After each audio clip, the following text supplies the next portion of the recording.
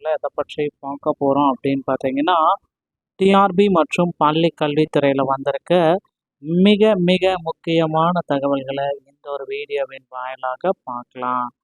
தமிழகத்தில் அரசு உதவி பெறும் தொடக்க நடுநிலை பள்ளிகளில் டெட் தேர்ச்சி பெற்ற ஆசிரியர்களின் விவரம் சேர்க்க தொடக்க கல்வித்துறை உத்தரவிட்டிருக்காங்க. இதன் மூலம் 4 ஆண்டுகளாக வழங்கப்படாத பட்டதாரி தொடக்க நடுநிலை தலைமை ஆசிரியர் பதவி உயர்வுகள் வழங்கப்படுமா என்ற எதிர்பார்ப்புகள் எழுந்திருக்கு.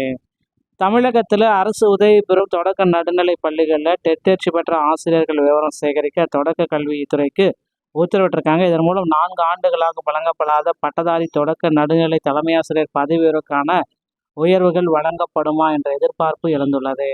கட்டாய கல்வி உரிமை சட்டத்தின்படி இடைநிலை பட்டதாரி ஆசிரியர்கள் பணி நியமனத்திற்கு டெட் தேர்ச்சி கட்டாயமாக்கப்பட்டுள்ளது. இதன்படி 2012ஆம் ஆண்டு முதல் டெட் தேர்வுகள் நடத்தப்படுகின்றன. இதில் தேர்ச்சி பெற்ற ஆசிரியர்கள் ஆயிரக்கணக்கானோர் அரசு உதவி பெறும் பள்ளிகளில் நியமனம் பெற்றனர். இதன்பின் பணியில் உள்ள அனைத்து ஆசிரியர்களுக்கும் டெட் தேர்ச்சி பெற வேண்டும் என உச்சநீதிமன்றம் தீர்ப்பு ஒன்று வழங்கிட்டாங்க. இதையடுத்து தற்பொழுது தமிழகம் அரசு அவர்களுக்கு சிறப்பு டெட் தேர்வு நடத்தியது. இந்த நிலையில் டெட் தேர்வில் தேர்ச்சி பெற்ற ஆசிரியர்கள் விவரம் 421 கல்வி ஒன்றியங்களில் சேகரிக்கப்பட்டு வருகிறது.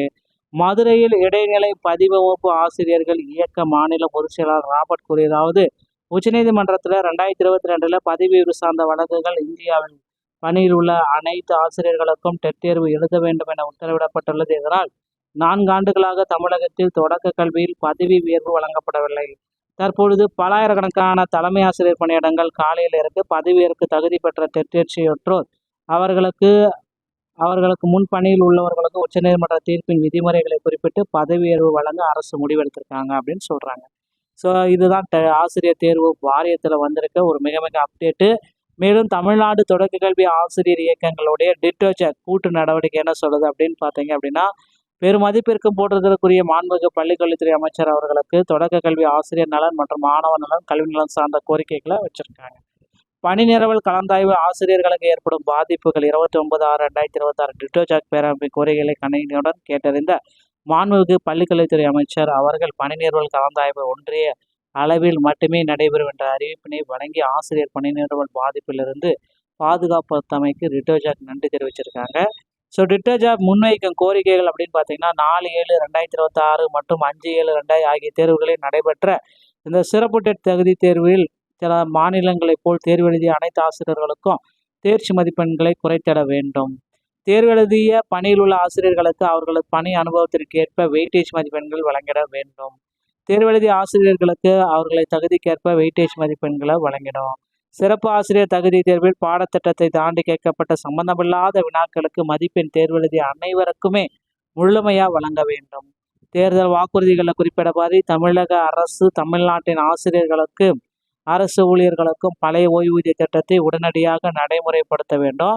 இடைநிலை ஆசிரியர்களுக்கு 2 ஊதிய குழுக்களில் இழைக்கப்பட்ட அநீதிகள் களையப்பட்டு ஊதிய முரண்பாடுகள் நீக்கி மத்திய ஆசிரியர்களுக்கு இணையான 1/1/2026 முதல் மீண்டும் வழங்க வேண்டும்.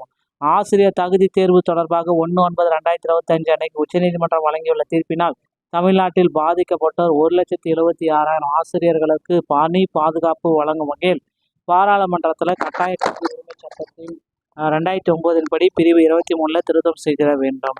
தொடக்க கல்வியில் பணியாற்றும் 90%க்கும் மேற்பட்ட ஆசிரியர்கள், குறிப்பாக பெண்ணாசிரியர்கள் பதவி உயர்வு வாய்ப்பினை பறிக்கும் வகையில் ஊட்டு பதவிகளில் மாற்றம் செய்து 1,00,000 தொடக்க கல்வி ஆசிரியர்களின் பதவி உயர்வை வதிக்கும் வகையிலும் இந்த 243 அரசாணையை நீக்கணும் அப்படின்னு கோரிக்கை வச்சிருக்காங்க.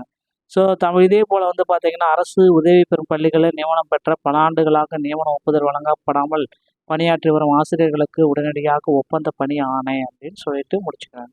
ஸோ இந்த மாதிரி தாங்க பள்ளி கல்வித்துறையில் வந்திருக்கிற மிக மிக முக்கியமான தகவல்களை தான் நீங்கள் பார்த்துருப்பீங்க.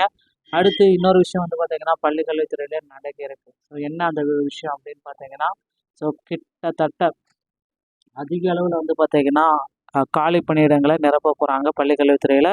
ஸோ 28,000க்கும் மேற்பட்ட காலி பணியிடங்கள் ரெடியாக இருக்குது. ஸோ இந்த டிசம்பருக்குள்ளார பள்ளி கல்வித்துறையில் ஒரு மிகப்பெரிய மாற்றங்கள் வரும் அப்படின்றத நிச்சயமாக எதிர்பார்க்கலாங்க. ஸோ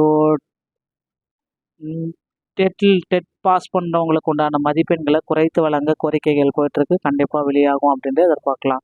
டிஆர்பி மற்றும் பள்ளி கல்வித்துறை சம்மந்தப்பட்ட செய்திகள் அனைத்தையும் உடனுக்குடன் பெற நீங்கள் நம்முடைய சேனலோடு இணைந்திருங்கள். நன்றி, வணக்கம், தேங்க்யூ.